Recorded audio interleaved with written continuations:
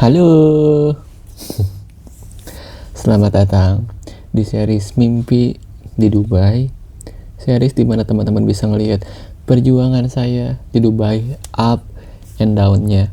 Kalau teman-teman penasaran sama apapun itu di Dubai kecuali politiknya,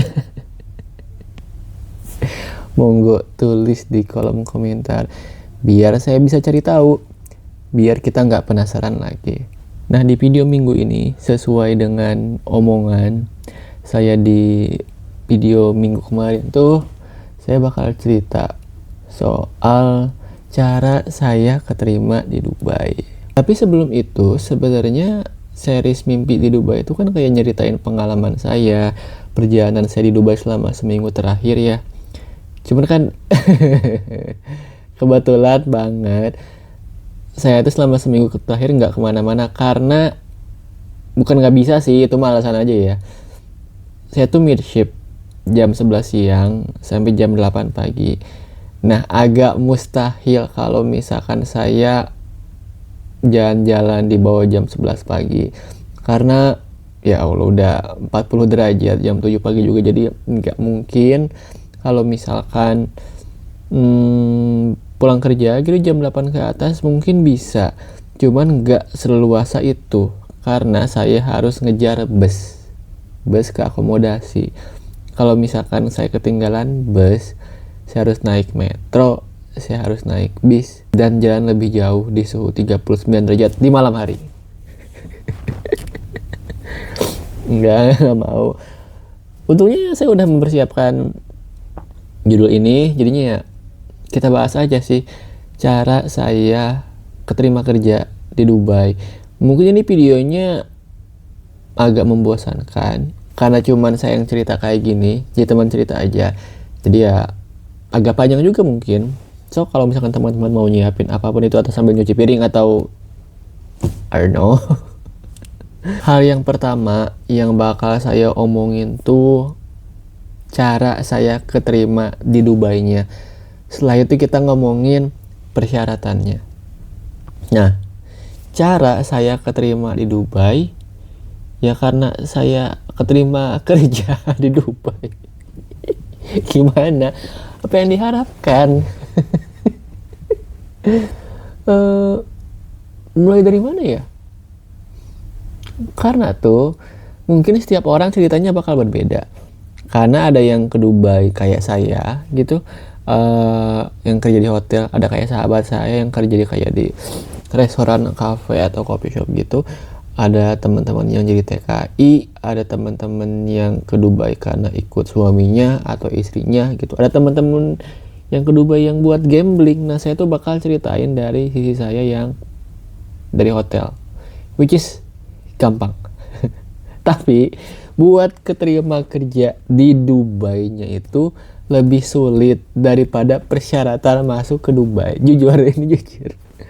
Nah, jadi tuh saya tuh tebar jala, kayak spread out banyak CV gitu ke perusahaan-perusahaan di luar negeri, terutama di Dubai. Nanti sama saya diceritain lagi di video lain mungkin ya, kenapa Dubai gitu, kenapa Bandung ini, kenapa Dubai. Nah, udah lumayan banyak resume yang saya kirimin. Mungkin dalam seminggu tuh ada 10-20 gitu yang saya kirimin. Tapi itu santai, saya tebar jalannya santai karena pas saya di Indonesia itu saya seneng banget gitu. Cuman saya kayak butuh gunung yang didaki lagi lah kayak gitu. Nah, susah banget. Saya tuh nge-apply lewat karir website. Jadi kalau misalkan hotel-hotel tuh, hotel-hotel gede ya, hotel-hotel chain gede itu mereka punya kayak portal buat job application gitu. Itu banyak. Misalkan kalau dari Hilton Career, ada Merit Career, ada Intercon tuh, Career, Accor. Pokoknya hotel-hotel chain gede yang teman-teman bisa sebutin itu kemungkinan besar punya karir website masing-masing. Atau ada juga yang via email kayak gitu. Nah, saya tuh baru jalan tuh lewat merit career lumayan banyak. Bahkan sebelum saya kerja di Bromo, saya tuh udah apply lewat merit career itu lumayan lumayan ekstrim sih, kayak tebar jala aja sebanyak-banyaknya. Cuman pas saya keterima di Bromo, ya saya nggak apply. Akhirnya saya apply mulai bulan April. Saya masih ingat banget, tanggal 8 April saya masukin application-nya. Ini ke hotel yang tempat kerja saya sekarang. Terus tanggal 25 April gitu, tanggal 21 April saya di interview. Terus tuh biasanya kan kalau misalkan interview tuh sama HRD sama user, which kayak head of department, terus agak tingginya lagi either director of groups atau bahkan general manager. Tuh. Alhamdulillahnya tuh saya cuman sekali interview doang sama user sama assistant guest relation manager. Udah keterima gitu aja. Karena itu sebenarnya sama aja kayak di Indonesia sih guys. Saya nggak tahu ya temen-temen yang lain tuh kayak gimana, cuman saya tuh alhamdulillah dimudahkan prosesnya. Interview keterima, ya udah, apalagi sama aja kok gitu. Cuman yang mau saya bahas tuh soal kondisi saya yang di Bromo gitu. Karena kalau misalkan ke Dubai, berarti kan ke luar negeri, berarti butuh persyaratannya dong, ya kan? Persyaratannya tuh kayak visa bla bla bla. Sementara saya tuh kondisi di Bromo. Nah, saya kan dalam hati kecilnya tuh bilang, ini kan kemungkinannya tuh bakal agak panjang prosesnya. Sementara saya harus one man notice di Bromo gitu. Apakah HRD-nya akan sabar menunggu? Alhamdulillahnya sabar. Saya tuh punya kenalan, beliau tuh HRD juga di Abu Dhabi, dan bilang, Gus, kalau HRD di Dubai itu nggak kayak HRD di Indonesia. Kalau misalkan sehari 2 hari kita nggak respon, langsung menghilang, nggak kayak gitu. Karena mereka ngerti, ini kan Dubai, maksudnya multicultural place, right? Jadi mereka tuh ngerti prosesnya bakal panjang, dan alhamdulillahnya iya. Saya dapat kontrak kerja itu tuh minggu pertama bulan Mei. Nah, di kontrak kerja tuh saya masuk pertama kali kerja di Dubai tanggal 7 Juli. Berarti saya ada waktu 2 bulan buat persiapan, ya kan? Nah, selama 2 bulan itu saya one man notice 1 bulan di Bromo karena saya mau menghormati perusahaan. Terus yang kedua tuh ya persiapan dokumen bla bla bla kayak gitu. Seneng banget karena mereka ngerti. Asalkan apa? Menurut saya komunikasinya jalan. Jadi tuh pas itu saya bilang ke HRD-nya kan, gue tuh lagi di Bromo, di gunung, di remote area. Kalau misalkan mau ngurus dokumen tuh bakal agak jauh, nggak agak jauh sih, emang jauh, bakal agak panjang karena harus bolak-balik ke Jakarta. Gimana kalau misalkan gue ngurusnya itu pas udah resign, biar enak lah, gampang. Dan mereka oke, alhamdulillahnya, masakan terbuka aja nggak sih gitu. Nah, itu cara keterima saya di Dubai. Jadi saya nge-apply, terus dipanggil buat interview, keterima, gitu aja. Sekarang tuh kita bahas ke persyaratan. Karena kalau misalkan ditanya cara kerja di Dubai kayak gimana, ya jangan males. Ya nggak sih, harus rajin nge-apply. Ya nggak sih, maksudnya tuh ya jangan males gitu. Ini aneh, kayak orang-orang tuh mau sukses, cuman malas. Ya orang sukses nggak ada yang malas, cuk. Kesel. Jadi tuh ada 3 tahapan yang saya laluin pas keterima kerja di Dubai. Yang pertama tuh medical check up. Oke? Medical check up itu enggak sembarang medical check up.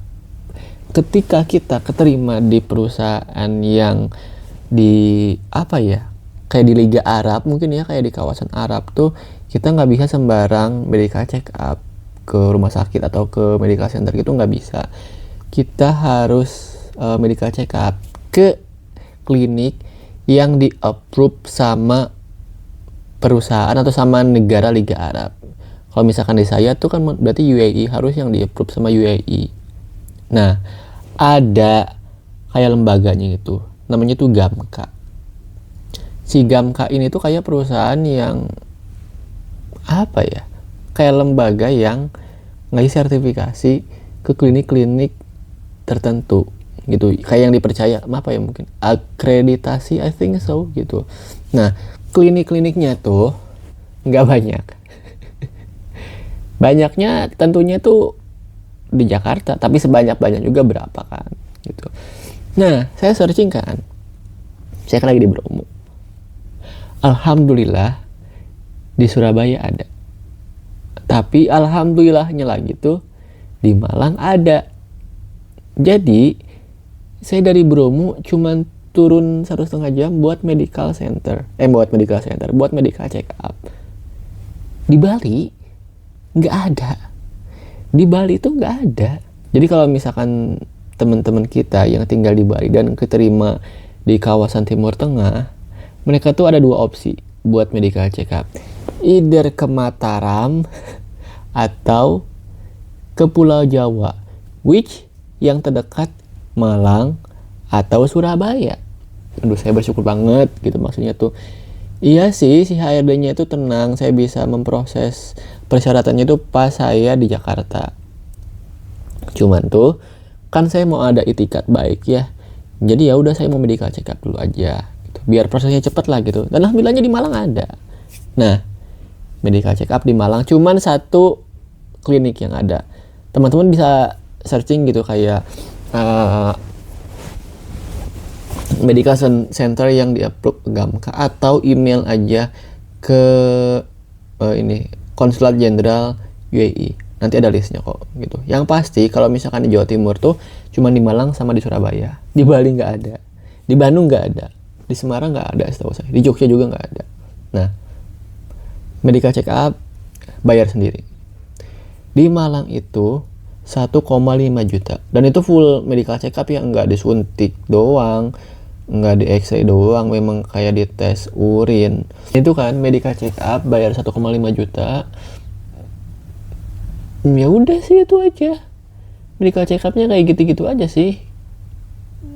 Palingan pas saya nanya ada pantangan nggak, nah kurang lebih dari jam 10 malam sampai ke proses medical check up-nya itu kita tuh puasa makan ya, minuman nggak masalah.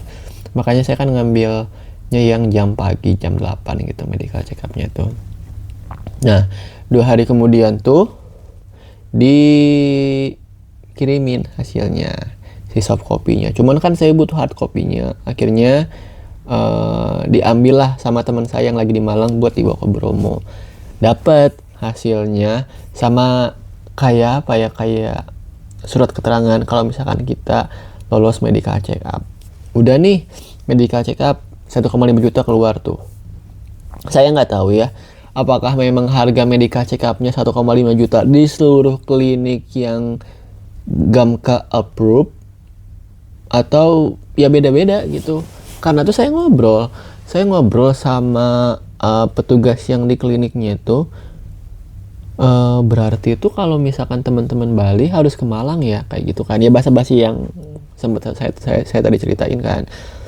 Terus dia tuh bilang, iya mas, tapi kadang yang di Jakarta juga ke Malang cuman buat medical check up doang.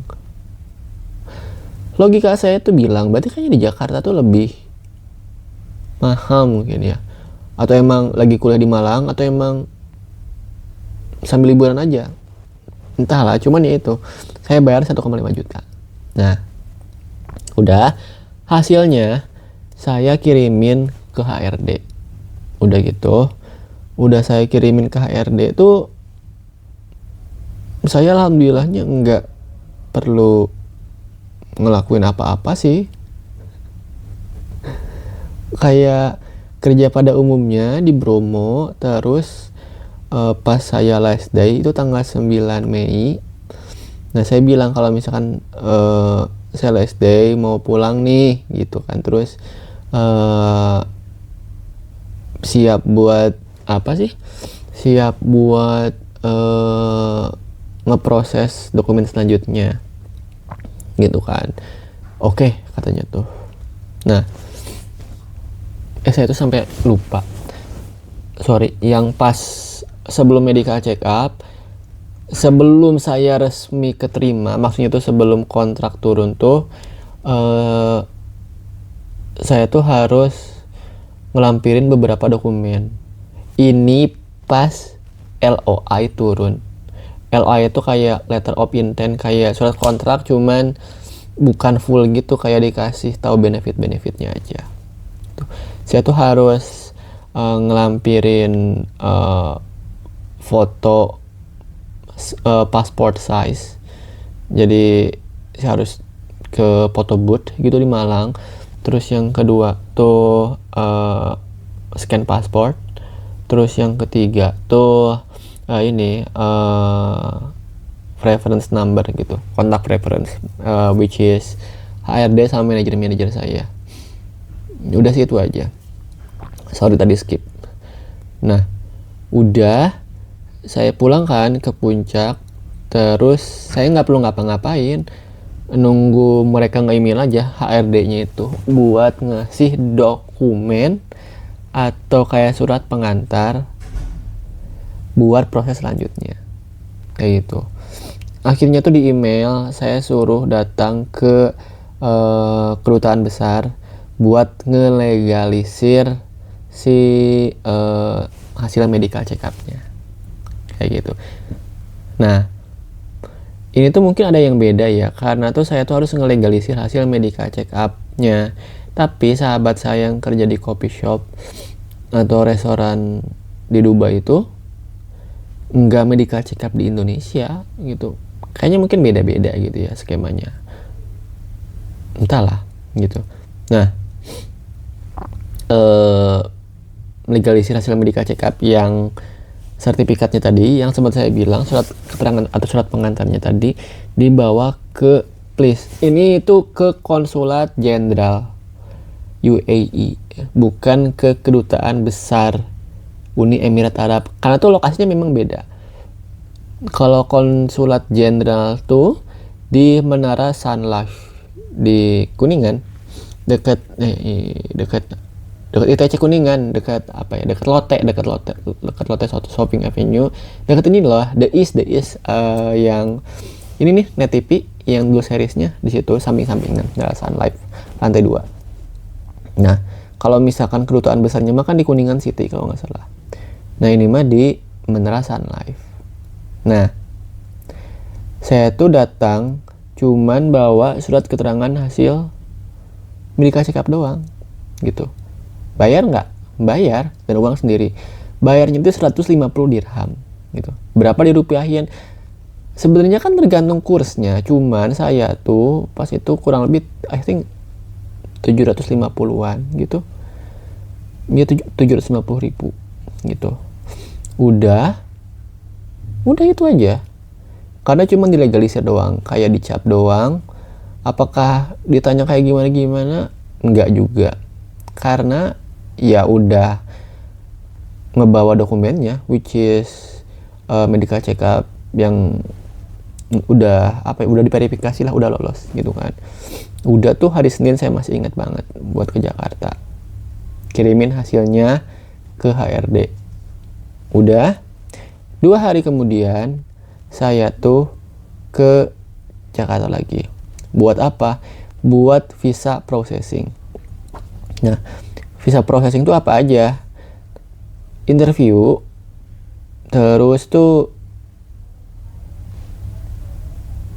udah itu aja sih. 1,2 juta bayarnya.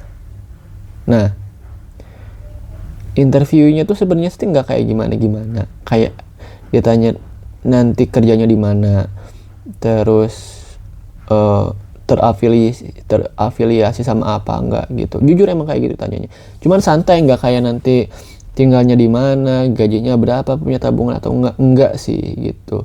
Saya nggak tahu ke negara lain kayak gimana, atau saya nggak tahu teman-teman yang masuk UAE kayak gimana interviewnya. Cuman mungkin saya dimudahkan karena perusahaan saya tuh udah apa ya, udah ada namanya lah kasarnya mah gitu kan.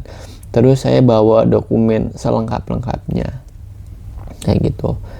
Udah tuh, itu tuh saya interview pagi, terus nanti jam 2 siang tuh balik lagi karena paspor saya tuh masih di konsulat jenderal buat dicap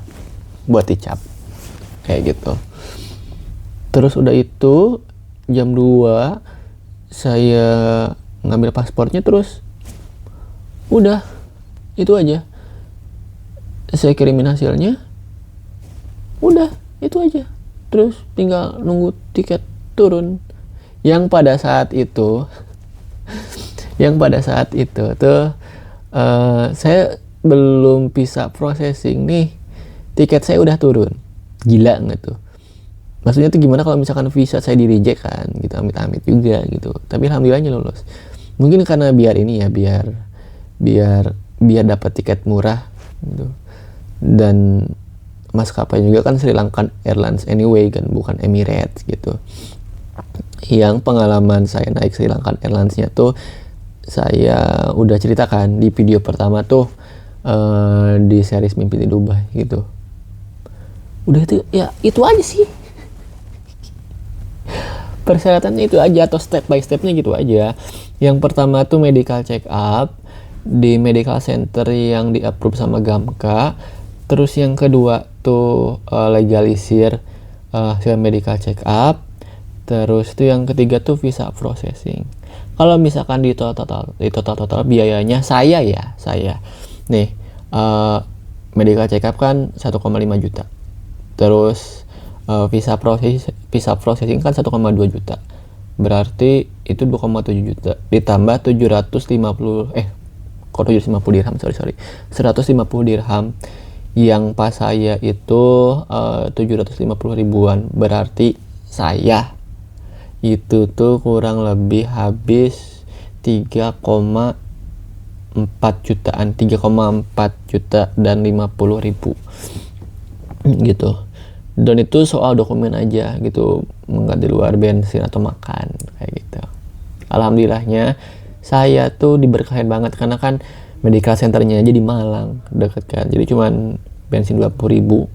Terus pas di Jakarta kan semua ngurusnya tuh di Jakarta tuh ya, saya kan tinggalnya di Puncak, jadi cuman ngabisin mungkin PP travel 300 ribu gitu kan, jadi nggak terlalu kayak gimana. Nah, apalagi ya yang miss ya? Oh ini persyaratan.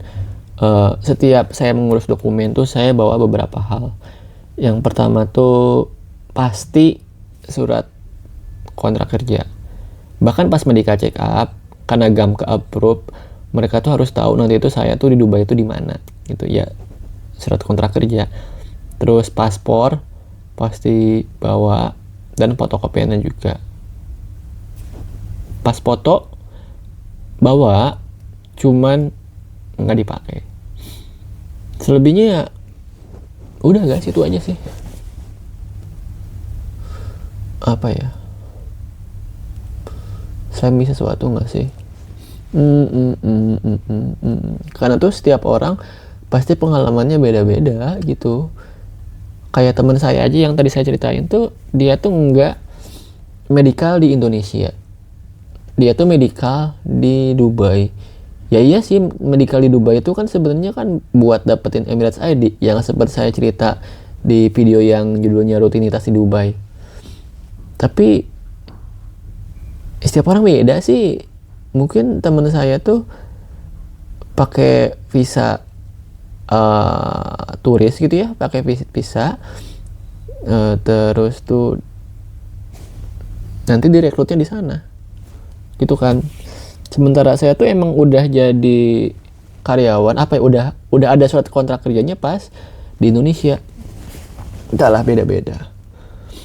3,4 juta ya. Mungkin kalau misalkan di total sama ongkos makan gitu, I do think 4 juta gitu. Nah, ngomongin soal tiket ini gimana, saya alhamdulillah di provide tiket dari Indonesia ke Dubai gitu. Maskapai lain perusahaan apakah di provide? Teman saya di provide dan naik Emirates pula. Yang lain ada yang di provide, ada yang enggak. Gimana perusahaannya masing-masing sih. Akomodasi kan teman-teman tahu saya di provide. Transportasi saya di provide ke hotel. Diberkahin banget sih, saya tuh seneng aja sih, kayak ada aja jalannya tuh. Karena saya nggak kebayang sih kalau misalkan teman-teman yang tinggal di mana ya, di Sorong Papua gitu, mau beli KCK doang harus ke Jakarta. Nah, terus tuh balik lagi ke Sorong, terus resign, balik lagi ke Jakarta selama seminggu atau 2 minggu buat ngurusin visa kan.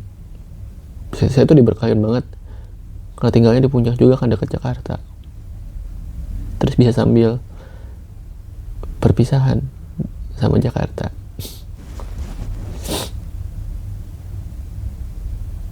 Enggak sih, saya masih kepikiran gitu, kayak anjir gue tuh di Dubai gitu, I'm living on my dream right now gitu. Gimana, jelas nggak? Ya percuma sih, saya nggak bisa dengar teman-teman. Jadi kita wrap lagi ya, biar atau cara apa gimana ya, cara keterima kerja di Dubai yang pasti jangan males. Pokoknya setiap orang tuh ceritanya beda-beda lah.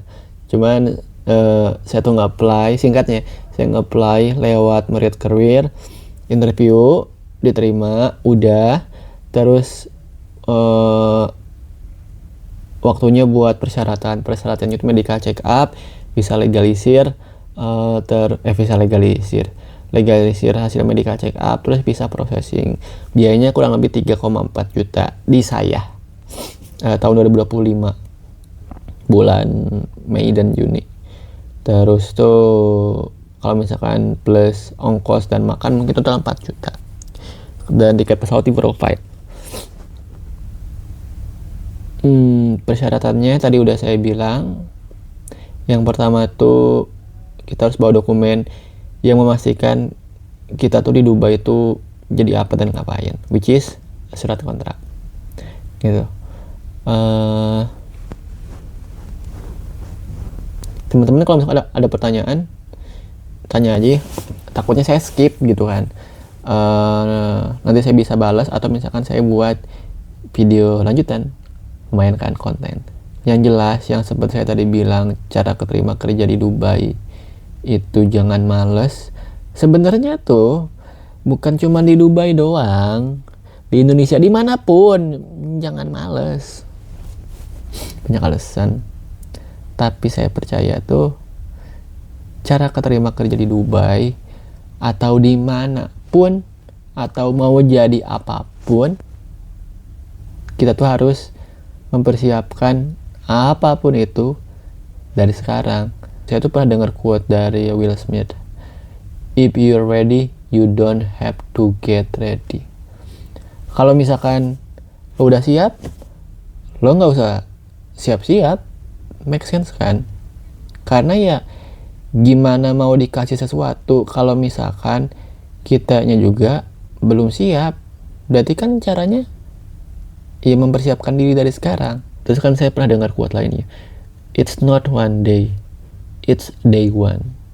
Gimana kita mau dikasih sesuatu kalau misalkan kitanya juga belum siap? Gimana kita mau dikasih sesuatu kalau misalkan kitanya juga belum pantas? Anjay, ngomongin kehidupan lagi. Dah, itu aja di video minggu ini. Makasih udah denger cerita. Saya nggak nyangka sih bisa 34 menit saya ngomong doang kayak gini. Energi saya sekarang habis, ya Allah. Makasih lah udah dengerin pemaparan saya. Semoga jelas aja sih, semoga mudah dipahami. Minggu depan bakal seru, semoga. karena minggu depan itu hari ulang tahun saya, tanggal 12 Agustus. Kita lihat apakah saya bakal merasakan perayaan ulang tahun di Dubai sama teman-teman, sama siapapun itu, siapa atau saya bakal ngerayainnya sendiri kayak tahun-tahun kemarin. Ketemu minggu depan ya, bye.